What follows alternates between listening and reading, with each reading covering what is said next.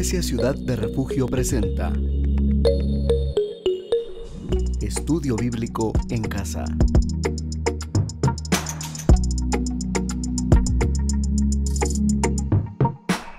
Un saludo muy especial, nos agrada mucho saber que usted está aquí. Gracias por sintonizar este canal, este medio. Es para nosotros de verdad un privilegio poder presentarle este estudio. Y hoy acompáñenos porque el tema está muy interesante. El tema se llama superación en la crisis. Y dígame usted cuántos no hemos tenido crisis. Así que hoy vamos a aprender cómo superar la crisis. Pero por favor, acompáñeme a orar. Vamos a pedir la dirección del Señor. Padre, en esta hora te damos gracias por las oportunidades y gracias por este lugar, Señor, donde tu palabra se predica a través de estos medios. Te bendecimos, Señor, y te agradecemos. Pero también, Padre, te damos gracias por todas las personas que están detrás de la pantalla.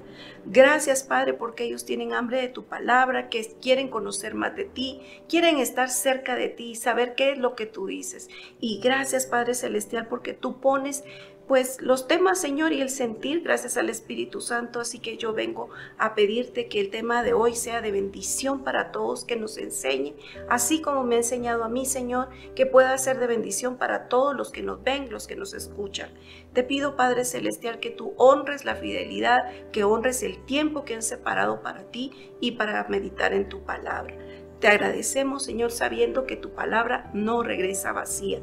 A ti, Padre, la honra, la gloria y la alabanza por siempre, en el nombre de Jesús. Amén. Muy bien, ¿cuántos de nosotros no hemos tenido crisis? Todos, porque la crisis está presente en la vida del ser humano. El ser humano siempre se hace ideales y piensa mucho en el deber ser. La vida debería de ser, las personas deberían de ser, la situación debería de ser. Y esos ideales pues no existen, esto es lo que hay. Creemos también que la vida es pues caminos a veces en vías asfaltadas y otras en terracería. Y la vida no es así. Déjeme decirle que la carretera, una parte está asfaltada y la otra es de terracería. Y nosotros como un vehículo que dos llantas están en lo asfaltado y dos están en la carrera de terracería. Entonces la vida es esto.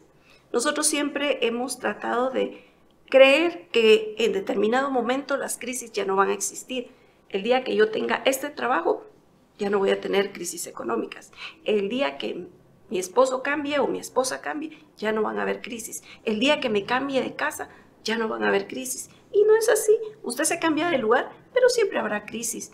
¿Y por qué? Porque esta es la vida. Y déjeme contarle mi experiencia. Siempre que ha existido alguna crisis, yo siempre le busco explicación. Al igual que los accidentes, cuando yo veo un accidente, siempre trato de analizar cómo sucedió, quién entró primero, quién pues tuvo la culpa, quién hubo algún intransigente, quién es el imprudente. En fin, trato para poder entender por qué el carro está volcado, o por qué el hombre murió, porque todas esas cosas siempre les busco una explicación. Y a través de este estudio yo comprendí algo. Y déjeme compartírselo porque en mi vida se hizo rema y estoy agradecida por esa enseñanza. Ya no tengo que tratar de buscarle una explicación a la vida y a la crisis. No, ¿por qué? Porque ¿sabe algo? El único que tiene la explicación es Dios. Entonces Dios lo que hace es que me permite vivir varias situaciones para que yo tenga plena confianza en Él. Ahora, ¿cómo reacciona usted cuando tiene, por ejemplo, pues la muerte de un familiar, pierde el trabajo, de repente pues perdió un hijo o de repente perdió su casa? ¿Cómo reacciona usted? ¿Cuánto tiempo pasa usted en la crisis? Déjeme decirle algo. Todos reaccionamos de diferente manera. Hay personas que ven la crisis desde distintas perspectivas. Para algunos es problema y tardan enfrascados en eso muchísimo tiempo, pero para otros es una oportunidad y salen muy rápido. Pero ahora vayamos desde el principio. ¿Qué quiere decir crisis? Si nos vamos a la etimología, fíjese que es la unión de tres palabras en griego y bueno, todas las derivaciones que ha tenido de latín, pero a mí me llamó muchísimo la atención porque al final quiere decir yo elijo, yo decido y quiere decir también separación. Entonces, en ese momento de crisis, usted decide o buscar la solución rápidamente o cambiar ese estado, pero es usted el que le da vuelta a esa crisis. Muy bien, déjeme decirle, hay crisis de todo tipo. Hay crisis que donde nosotros no tenemos nada que ver, como las crisis a nivel mundial. Ahorita estamos viviendo una crisis, 38 días de guerra. Déjeme decirle, y si no le pasó a usted, al principio de esta guerra, todos atentos, ¿verdad? A la televisión, a las noticias por internet, qué es lo que está pasando. Pero 38 días después, yo no sé si usted le sigue el recorrido, el hilo, saber cuántas personas han muerto o cómo está la situación, si han tenido alguna plática, si han tenido algún acuerdo, si hay acuerdo de paz. Ya la gente le perdió totalmente el interés y aunque sí estamos padeciendo pues parte de esa crisis, que las cosas están más caras, la gasolina subió, pero mucha gente ya lo olvidó. Entonces, no es la primera vez que hay crisis en el mundo. Vamos a hablar primero de las crisis externas, las crisis mundiales. No es la primera vez. Fíjese que a mí me llama mucho la atención. Han habido muchísimas crisis económicas. Solo le voy a mencionar algunas porque si no sería mucho tiempo detallárselas. Ha estado la Gran Depresión de 1930, el fin del sistema de patrón oro en 1971, la crisis petrolera en 1973, y vean las fechas. No quiere decir que antes de esos años no hayan habido crisis, claro que sí. Y voy a hacer una pausa aquí, y déjeme decirle que una crisis política es la que empuja a la crisis económica, y luego, pues, nosotros a sufrir, ¿verdad? Y ahora, ¿por qué lo sentimos? Lo sentimos porque estamos en un mundo globalizado, que lo que se produce en un lado, pues, afecta en el otro lado del mundo. Entonces, bueno, continuemos. La crisis de las deudas de 1980, el lunes negro de 1987 y en el 2001 los atentados del 11 de septiembre. Bueno, entonces, algunos dicen que han habido de 14 a 16 crisis, de 1920 al 2000. Otros dicen que más, pero haga cuentas. No es la primera vez que nosotros estamos en crisis a nivel mundial.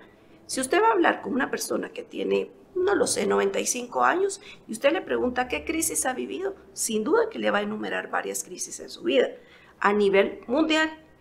Ahora, después vamos a hablar de las crisis personales. Muy bien, estamos hablando de la economía. Ahora vámonos con el tema de la guerra. Nosotros ahorita estamos tal vez alarmados por el tema de la guerra, pero a mí me encantan los datos y las estadísticas. Mire, en el 2018 hubieron 55 guerras. En el 2019, 58. En el 2020, 62. Y en el 2021, 66. Eso hace un total de 241 guerras. Grandes guerras, guerras y conflictos, pues pequeños conflictos y escaramuzas, como se le llama, ¿verdad? Entonces quiere decir que el ser humano ha tenido que pasar pues diferentes tipos de crisis y diferentes áreas en donde ha tenido que transitar por las crisis. Bueno, si vamos a hablar de las guerras, se dice que de 1922 para acá han habido 69 guerras. Puede que más, puede que menos, es un número aproximado. Pero fíjese que también ha habido guerras muy largas. La guerra de los 30 años, la guerra de las rosas que tardó 30 años, y también una guerra la más larga. Bueno, hay otras más largas también, pero hay una que se llama la guerra del Arauco que tardó como 216 años. Imagínense los daños colaterales. Y con eso se le dice daños colaterales a todo aquello que sale afectado en donde no se tuvo una intención pues de hacerle daño. Es impresionante los daños, las guerras que traen pérdidas materiales y pérdidas personales. Pero podemos decir, ay, hay un Estado vencedor. Tampoco es el vencedor, porque fíjese que los soldados realmente que van a la guerra o las personas que van a la guerra realmente sufren de situaciones bien difíciles. Veámoslo en total de víctimas. Mire las víctimas. En la Segunda Guerra Mundial se cree que murieron un aproximado de 83 millones. En la Primera Guerra Mundial, 80 millones. Y así, si nosotros vamos descubriendo los datos, fíjese que realmente son impresionantes. Aquí no hay ni ganador. Yo diría que no hay un ganador, todos son perdedores en el tema de las guerras. Bueno, imagínese esto, Estados Unidos que lleva pues años luz en cuanto a temas de investigación. Dice que en la Segunda Guerra Mundial envió a todos sus soldados con unas hojas, unos formatos en donde ellos los tenían que llenar. Solo escuchen los números. Ellos dispusieron de 980 psiquiatras. El día que terminó la guerra pasaron a ser 2.400 psiquiatras, 400 psicólogos clínicos, 700 asistentes psiquiátricos y 800 enfermeros psiquiátricos que trabajaban en el ejército en 931 hospitales porque ellos querían descubrir todos los problemas psicológicos que eran derivados de la guerra. Y lo que dio como resultado fue una inmensa, patología de toxicología. Imagínense, o sea que aquí no hay un ganador, todos son perdedores. Esa es una crisis, digámoslo así, a nivel mundial, por lo económico, por lo político. Ahora, la pregunta es, pasémoslo al plano personal. ¿Qué hace usted? ¿Cómo reacciona usted cuando llega ese momento de crisis? Veamos qué nos dice la palabra. Busquemos en Juan 16:33. Dice, Jesús dijo, en este mundo enfrentarán aflicción, pero anímense, yo he vencido al mundo. Al cristiano, ¿no cree usted que está exento de estar en crisis? No, los cristianos, y no importa, un cristiano joven, un cristiano adulto, alguien que lleva 30 años de ser cristiano, 50, todos, aunque yo lleve un año, estamos expuestos a sufrir de la crisis. Pero déjeme decirle algo, hay un lugar en donde no existe la crisis. Hay un lugar en donde la crisis no puede penetrar. Hay un lugar en donde la crisis no tiene efectos, en donde no importa las crisis y personales o mundiales, la crisis no puede llegar. ¿Dónde será ese lugar? No se vaya. Cuando regresemos, yo le digo dónde es ese lugar.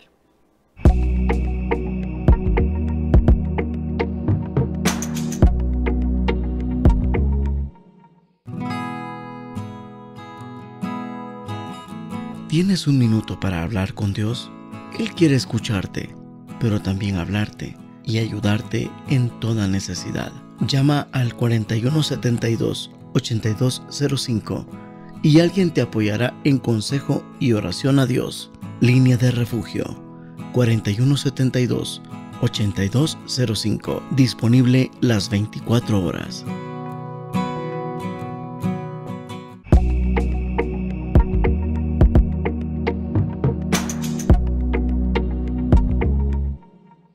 Estamos de regreso y estamos hablando de cómo superar la crisis. Bueno, la palabra de Dios nos dice que tendremos conflictos.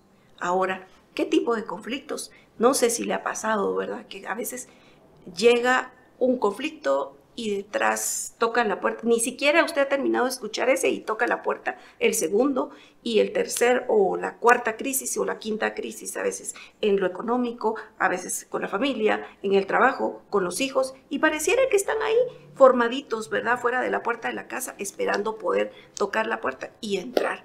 Son cosas inesperadas, son cosas que cambian el ambiente, son cosas que uno no puede decir, voy a prepararme porque a veces usted se prepara para la crisis económica, pero resulta que viene una crisis emocional. Entonces, ¿qué genera todo eso? A mí me llama mucho la atención una frase célebre de un señor que se llama Julian Barnes. Fíjese que él dice, el mejor momento de la historia es cuando todo se colapsa, porque significa que algo nuevo está a punto de nacer. Entonces, yo le pregunto, ¿tiene usted alguna crisis en este momento? ¿Cuál es el tipo de crisis? ¿Cómo se siente con respecto a la crisis? Fíjese que las crisis, como le decía anteriormente, son vistas desde distintas perspectivas. Jesús, al decirnos que tendríamos aflicciones, pero mire, es interesante, porque él dice, anímense. ¿Cómo me puedo animar en la crisis? Jesús lo dijo, porque las respuestas emocionales, a mí me llamó tremendamente la atención esto. Las respuestas emocionales son la tristeza. Pero fíjese que la tristeza solo es la madre, ¿y sabe de qué? Del temor, de la desesperación, de la frustración, de la depresión, de la ansiedad, de la soledad, de la desesperanza, de la preocupación, del sentimiento de abandono, del sentimiento de pérdida y de una urgencia por salir de ahí por sobrevivir. Ahora, por eso no es conveniente. Por eso Jesús tenía toda la razón al decir, anímense, porque es decirle a mis emociones todo lo contrario de la tristeza. Jesús en su sabiduría nos estaba diciendo, en crisis no se detengan en la tristeza, porque esta va a engendrar otras cosas, va a ser un efecto dominó que va a arrastrar, va a llamar a otras de sus amigas, a sus hijas, y esto en lugar de ser algo pequeñito, se va a volver en algo más grande. No se detengan en las crisis, nos estaba diciendo Jesús. Ahora, si se trata de buscar un culpable, bueno, ¿quién es el culpable de las crisis? Bueno, veámoslo desde lo que vimos anteriormente. Crisis mundiales, ¿quiénes son los culpables? Bueno, déjeme decirle, ¿qué es la avaricia? Esa es la mamá de todas las crisis. La avaricia, sí, porque la avaricia por el poder, por la ganancia, hace que realmente se olviden que hay seres humanos, que hay niños, que hay daños colaterales. Lo único que importa es tener la razón y obtener la ganancia que quiero, que a veces no es económica, es simplemente territorio, es simplemente posición o es poder. Eso es lo que hay en el corazón del hombre, es la avaricia. Y la avaricia es la que genera muchas cosas. El ladrón roba por avaricia. Y la avaricia es la compañera, ¿sabe qué? De la malicia, del engaño, de los malos pensamientos, de la envidia, de todo eso. Porque mire lo que dice Marcos 7, 21 al 22. Porque de dentro del corazón de los hombres salen los malos pensamientos, los adulterios, las fornicaciones, los homicidios, los hurtos, las avaricias, las maldades, el engaño, la lascivia, la envidia, la maledicencia, la soberbia, la insensatez. Todas estas maldades de dentro salen y contaminan al hombre. Muy bien, imagínense, la envidia, ¿qué es? Es, pues, la avaricia por la reputación o por lo que pueda tener alguien. La calumnia solo es eso, es la avaricia porque me siento que no me cae bien, entonces voy a calumniar. O porque yo presumo ciertas cosas, pero la motivación la trae la avaricia. Y yo digo, yo creo que tiene, o lo que tiene lo tiene por, y empiezo a asumir y mi boca habla. Solo estoy calumniando. Pero ¿qué genera esto? La avaricia.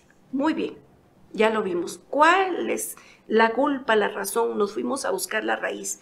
Si es una crisis mundial, es también la avaricia por el poder. Y si es personal, pues también es eso que hay en el corazón. Dígame si no, en muchas ocasiones nosotros buscamos nuestras crisis. ¿Y por qué? Porque no ponemos las cosas primero delante del Señor. No ponemos nuestras decisiones, no ponemos nuestros planes, nuestros inicios de trabajo. O le preguntamos al Señor, ¿este trabajo es el que tú tienes para mí? Esta persona es la que tú tienes para mí, yo me tengo que casar con esta persona, ¿es lo que tú has esperado? ¿Es esto lo que tú quieres? ¿Tú quieres que yo gaste mi dinero en esto? Y entonces a veces nosotros no preguntamos, solo actuamos, nos dejamos llevar por el sentir, por el yo quiero y no tomamos a Dios en cuenta. Por eso es de que nosotros después pasamos esa consecuencia y la consecuencia se llama crisis. Pero déjeme decirle algo, aunque nosotros hayamos tenido la culpa, el Señor puede cambiar esa realidad. El Señor puede tomar mis debilidades y transformarlas. La palabra de Dios dice, bástate mi gracia. Porque a veces también Satanás viene y llena nuestro corazón de culpa. Si yo no hubiera decidido esto, si yo no hubiese tomado esta decisión, si yo no hubiese hecho tal o cual cosa, yo no estaría hoy aquí. Y viene ese sentimiento de culpa hacia nosotros y tenemos que ser libres. Nosotros no podemos seguir estando detenidos en esa crisis. ¿Cuál será el remedio para la avaricia? ¿Cuál será el remedio para los gobernantes? ¿Cuál será el remedio para nosotros, los simples mortales, la gente de a pie, por decirlo así? ¿Cuál es? Es la cura de la avaricia.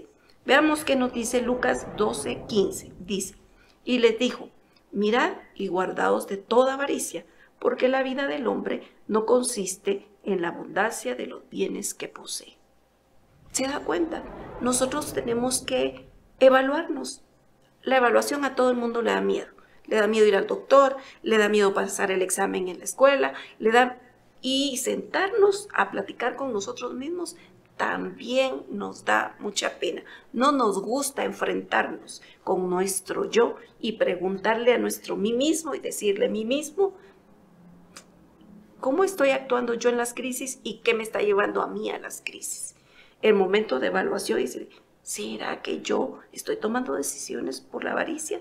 ¿Será que yo estoy pues con una motivación diferente? Y ahí nos entra el Espíritu Santo a trabajar. Recuérdese que Él es el que nos guía a toda verdad. Entonces Él es el que está encargado de decirnos, por aquí, camina por este lado, camina por la derecha.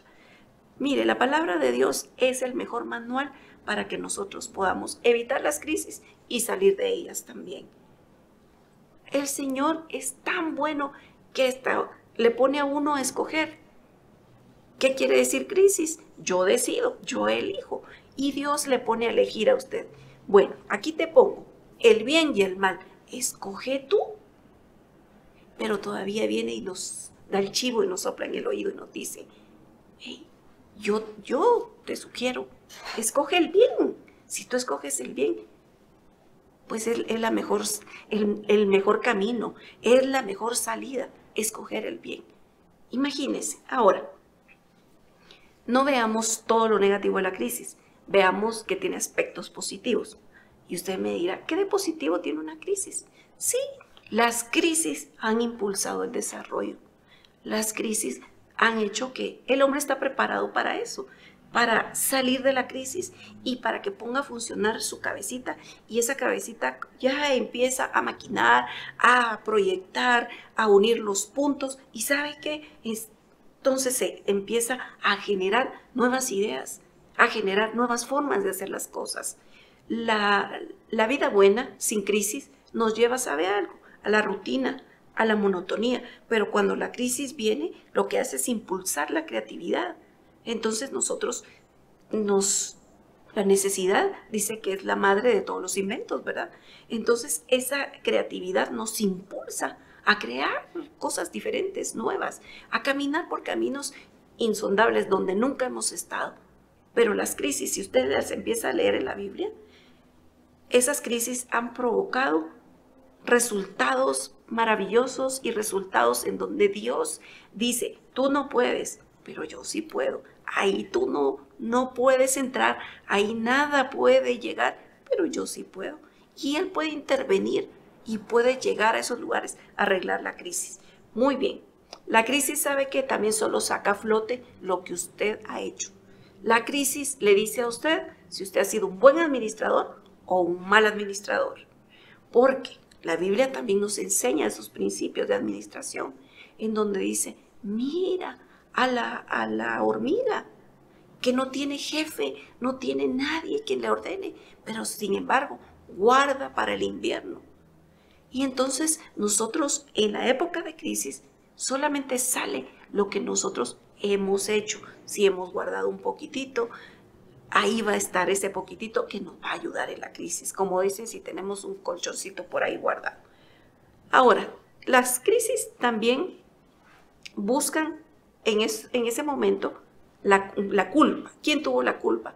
Y en ocasiones, pues hay fracturas en la comunicación. ¿Por qué? Porque la crisis se busca culpar a alguien. Es que fue tu culpa.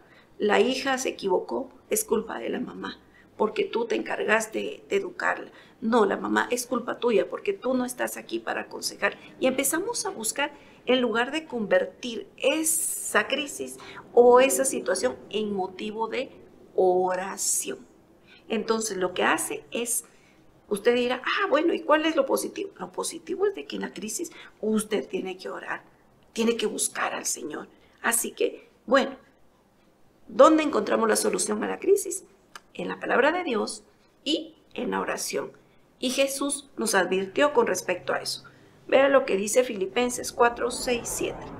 Por nada estéis afanosos, sino sean conocidas vuestras peticiones delante de Dios en toda oración y ruego, con acción de gracias. Y la paz de Dios, que sobrepasa todo entendimiento, guardará vuestros corazones y vuestros pensamientos en Cristo Jesús. Mi pensamiento tiene que estar alineado, recuérdese, con la mente de Cristo. Yo tengo la mente de Cristo. Y si en la crisis yo voy a Jesucristo a pedirle la paz, esa paz que sobrepasa todo entendimiento, tomo un tiempo de oración, las cosas van a cambiar. Este tema no ha terminado, este tema continuará. Pero antes de terminar este programa, yo quisiera pedirle que por favor, si usted está en una crisis, que oremos juntos, que tomemos este tiempo para orar. Padre, gracias por este tiempo y gracias por tu palabra. Gracias, Señor, porque tú nos enseñas cómo debemos caminar. Gracias, Padre, porque no estamos solos. Has prometido estar con nosotros a través del Espíritu Santo. Gracias, gracias porque el Espíritu Santo es el que nos guía a toda la verdad. Sé, Padre Celestial, que tal vez algún televidente está pasando por alguna crisis, pero sé que tú ya tienes provisión, Señor. El lugar donde no hay crisis es el reino de los cielos. El lugar donde no penetra la crisis es el reino de los cielos. Y nosotros, como tus hijos, Señor, hemos adoptado esa ciudadanía. Y en el reino de los cielos, Señor, no hay crisis. Así que, Padre, todas las cosas, dice tu palabra, que a los que a ti te aman, todas las cosas ayudan a bien. Y yo quiero pedirte, Padre Celestial, que la persona o las personas que están viendo y que puedan tener una crisis, hoy cobren ánimo y que puedan tener esperanza en ti, porque tú has vencido al mundo y porque tú estás con nosotros y porque nunca nos dejarás y porque tú eres nuestra paz y porque tú eres el príncipe de paz y eres el rey de paz. Por eso, Señor, nosotros apelamos a esa paz y para que tú nos ayudes a encontrar la solución si tenemos alguna crisis. Gracias, Señor, por la oportunidad de conocer de ti, de aprender de ti y de saber que tenemos solución en medio de la crisis a través de Jesucristo. Gracias, en el nombre de Jesús. Amén. Déjeme contestarle la respuesta.